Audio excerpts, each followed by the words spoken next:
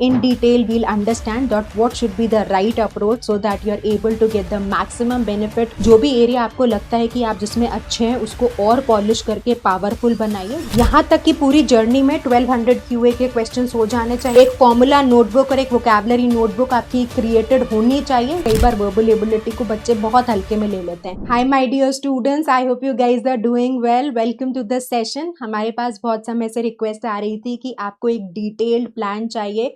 Students who have taken a drop year to ensure that the IP MAT preparation goes smoothly, this is your go-to video. In detail, we'll understand that what should be the right approach so that you are able to get the maximum benefit of this year, and the next year you are there in your dream college, your dream IIM. So let's start the video on this very positive note. My name is Juhi Narula.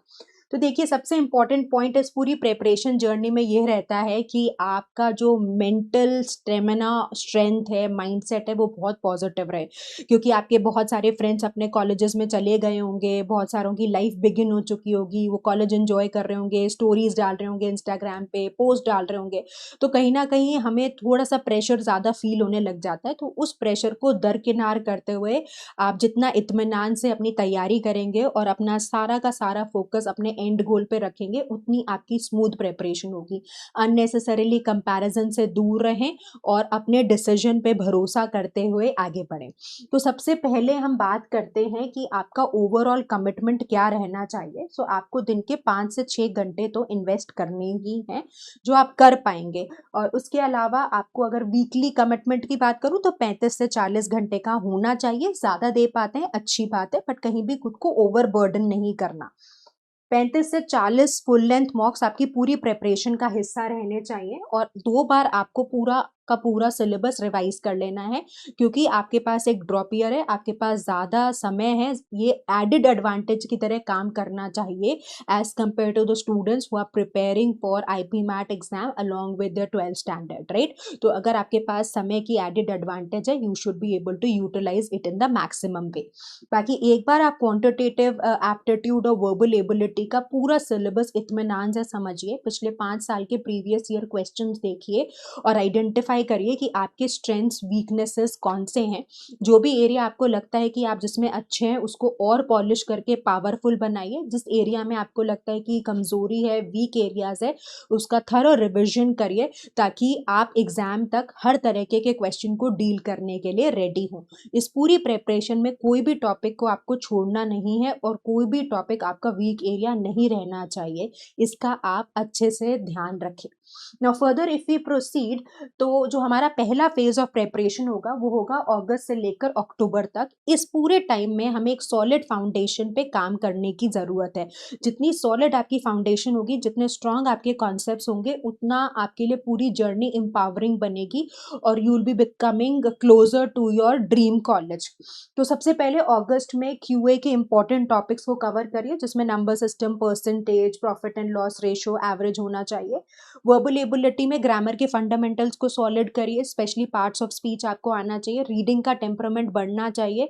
तो reading के लिए मैं हर बार बोलती हूँ 25 से 30 minute तो minimum general reading करिए। समय ज़्यादा है तो 1 घंटा भी द हिंदू से एडिटोरियल्स पढ़िए, उसका एनालिसिस करिए, इंपॉर्टेंट वोकैबुलरी बिल्ड करिए, ताकि आपका जो वर्ड देख के घबराहट होती है वो फियर ओवरकम हो सके। और वो होगा कैसे? जब आप ज़्यादा वर्ड सीखेंगे तभी तो वो फियर ओवरकम होगा। एक बहुत अच्छी बुक है, Word Power Made Easy by Norman Lewis. Vocabulary के लिए आप इसको ज़रूर इस्तेमाल करें, और पहले फाउंडेशन फेज में यानी कि अक्टूबर तक उस बुक को आप ख़त्म कर दें। अगर आप एक सेशन भी डेली करेंगे तो बुक आप आसानी से कंप्लीट कर पाएंगे। बहुत इजीली अवेलेबल बुक है। बुक को पढ़ना कैसे है उसकी यूट्यूब चैनल पे आपको वीडियो भी मिल जाएगी, राइट। तो इस पूरे दौरान में आप कोशिश करिए कि 600 QA के क्वेश्चंस करें, 60 RC पैसेजेस करें और 500 वोकैबुलरी के वर्ड सीखें।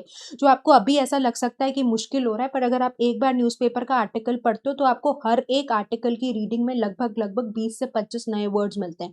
और इतना आप कंसिस्टेंटली रोज कर रहे हैं तो बहुत आसानी से ये जो आपको अभी इतना इंटिमिडेटिंग नंबर लग रहा होगा वो आप आसानी से रीच कर जाएंगे। कमिंग टू सितंबर में आप time, speed and distance, time work, simple interest, compound interest, linear equations, quadratic, inequalities और लॉग को पिक कर सकते हैं।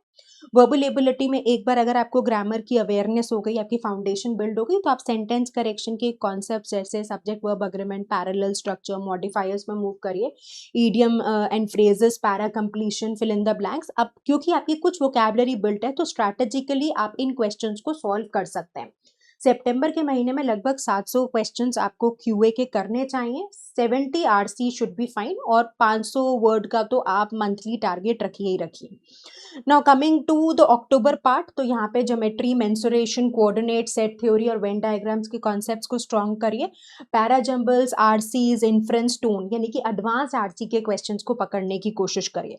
और यहाँ पर आपको सेक्शनल्स देना शुरू कर देना है। तो जो सेक्शनल टेस्ट रहेंगे उसमें आपको एक्यूरेसी एटलीस्ट 60 to 70% टारगेट करनी है, क्योंकि अब आपने बहुत बेहतरीन तरीके से 3 महीने अपनी फाउंडेशन बिल्डिंग को दिए, तो एटलीस्ट 60% एक्यूरेसी तो आपकी अब आनी शुरू हो जानी चाहिए। अगर आप रिगरस प्रैक्टिस कर रहे हैं और अपना टाइम राइटली यूटिलाइज कर रहे हैं तो ये बहुत इंटिमिडेटिंग गोल नहीं होगा।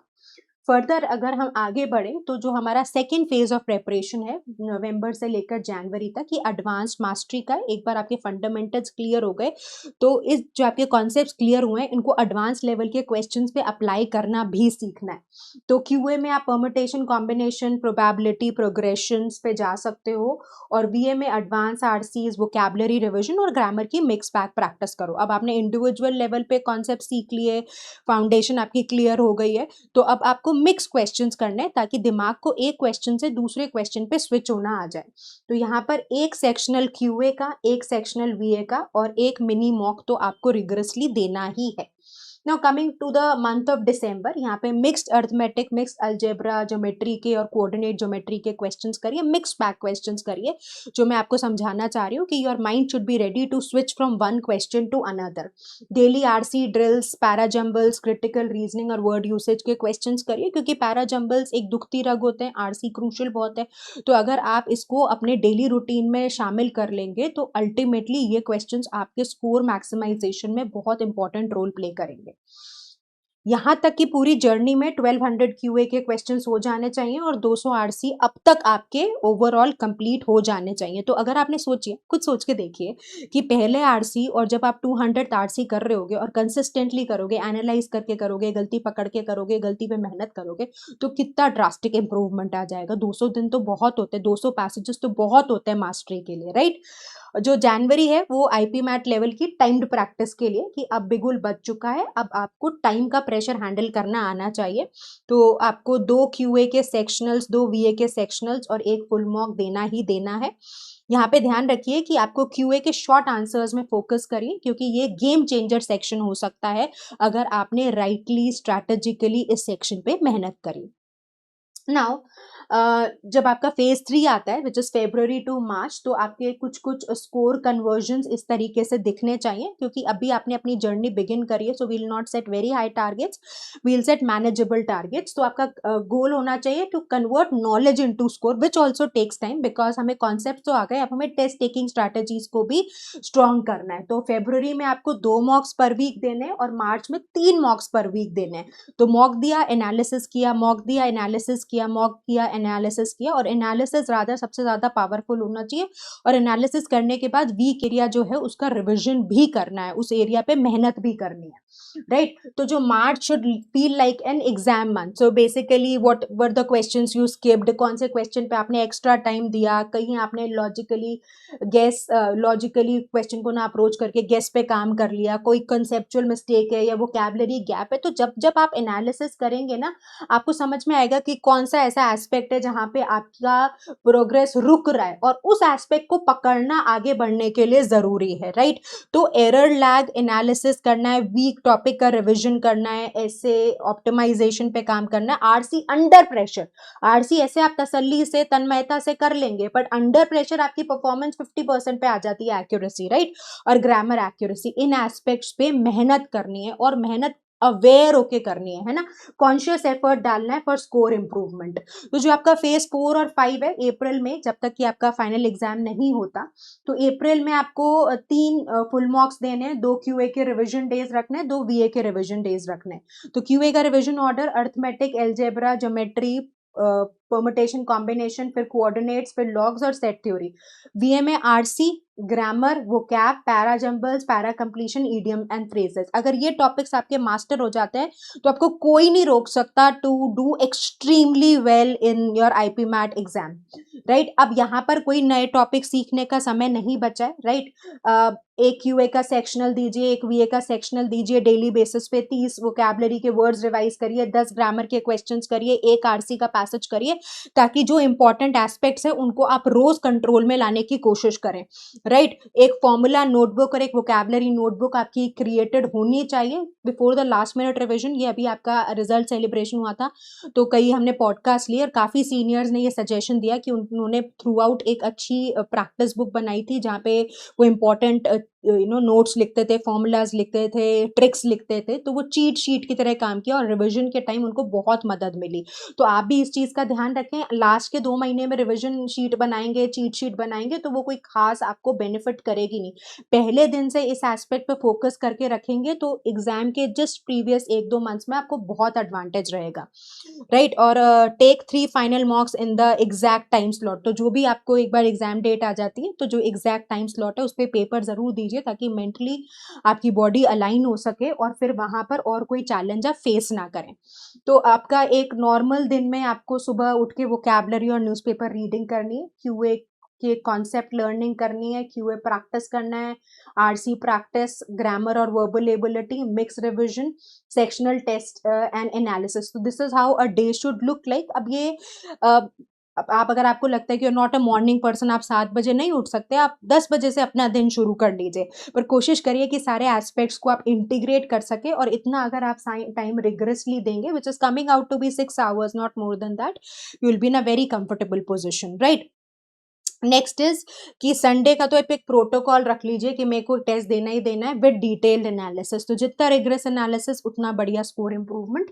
ये एस्पेक्ट को स्टूडेंट हल्के में ले जाते हैं, आप बिल्कुल ऐसा ना करें, राइट। तो जो आपके रिसोर्सेज हो सकते हैं, एनसीईआरटी की book, Arun Sharma, RS Agarwal, previous year IPMAT questions आप इस्तेमाल करिए क्यूए के लिए।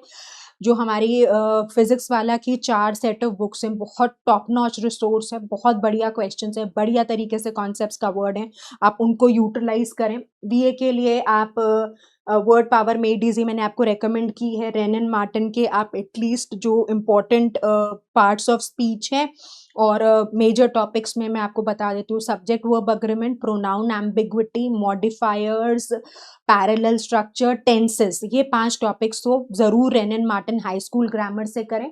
न्यूज़पेपर द हिंदू या इंडियन एक्सप्रेस, ये मैं आपको हर क्लास में बताती हूँ, इनको रीड करिए। इयॉन एसेज एक बहुत अच्छी वेबसाइट है जहाँ पे आपको डाइवर्स आर्टिकल्स मिलते हैं, तो इयॉन एडवांस लेवल पे है, तो अगर आप 2-3 महीने हिंदू पढ़ने के बाद कंफर्टेबल हो गए हैं तो इयॉन से भी आप पढ़ सकते हैं, आपको बहुत अच्छा आरसी के लिए कंटेंट मिलेगा। वहाँ पे एसेज होता है तो वहाँ पे आपको आरसी के सेट्स नहीं मिलेंगे, बट वो एसेज इतने आपको स्ट्रॉन्ग कर देंगे रीडिंग में, आपका दिमाग इतना खोल देंगे कि आप किसी भी तरह के आरसी को टैकल करने के लिए एग्जाम में रेडी रहोगे, राइट। और आईपी मैट के प्रीवियस ईयर क्वेश्चंस तो करने ही हैं क्योंकि प्रीवियस ईयर क्वेश्चंस आपको एग्जैक्ट डिफिकल्टी लेवल बता देते हैं और वो आपका जानना समझना बहुत जरूरी है, राइट। सो जो मैंने आपको बोला कि 42 to 43 फुल मार्क्स रहने चाहिए, तो इस तरीके से आप एक डिस्ट्रीब्यूशन कर सकते हो कि नवंबर में 2, दिसंबर में 3, जनवरी में 4, फरवरी में 8, मार्च अप्रैल में 10-10 और मई में एग्जाम से पहले 5-6 तो आप निपटा दीजिए। तो इस तरीके से लगभग आपके 42 मार्क्स हो जाएंगे which should be more than enough. आपकी बॉडी रेडी हो जाएगी अडेप्ट करने के लिए, लंबे समय के लिए बैठने के लिए, आपकी आईज पे स्ट्रेन नहीं पड़ेगा, राइट। आपको प्रेशर हैंडल करना आ जाएगा और then the exam day would be like just another mock, right. But आप इतना कंसिस्टेंटली इस रूटीन को फॉलो कर पाएंगे तो नोबडी कैन स्टॉप यू। और ये मैं आपको एक बहुत स्ट्रॉन्ग रिकमेंडेशन देना चाहती हूँ मेरी तरफ से कि वर्बल एबिलिटी बहुत क्रूशियल सेक्शन है। मैं वर्बल एबिलिटी की ट्रेनर हूँ इसलिए नहीं बोल रही, बट कई बार वर्बल एबिलिटी को बच्चे बहुत हल्के में ले लेते हैं जबकि बहुत बड़ा स्कोरिंग पैरामीटर रहेगा, तो इसको हल्के में मत लीजिए, राइट। क्वांट पे बहुत ज़्यादा फोकस रहता है, हाँ, क्योंकि है भी आपके शॉर्ट आंसर्स और क्वांट 2 इंपॉर्टेंट एस्पेक्ट्स रहते हैं इंदौर में, बट फिर भी मैं आपको कहूँगी कि अगर आप वर्बल रीजनिंग को, वर्बल एबिलिटी को हल्के में ले रहे हैं तो आपकी ओवरऑल चांसेस बहुत वीक हो जाते हैं। तो इसको अपनी स्ट्रेंथ बनाइए, इनफैक्ट हर एस्पेक्ट को अपनी स्ट्रेंथ बनाइए और निडर भाव से अपनी प्रेपरेशन को शुरू करिए। I hope this video help you. God bless you. विजयी भव।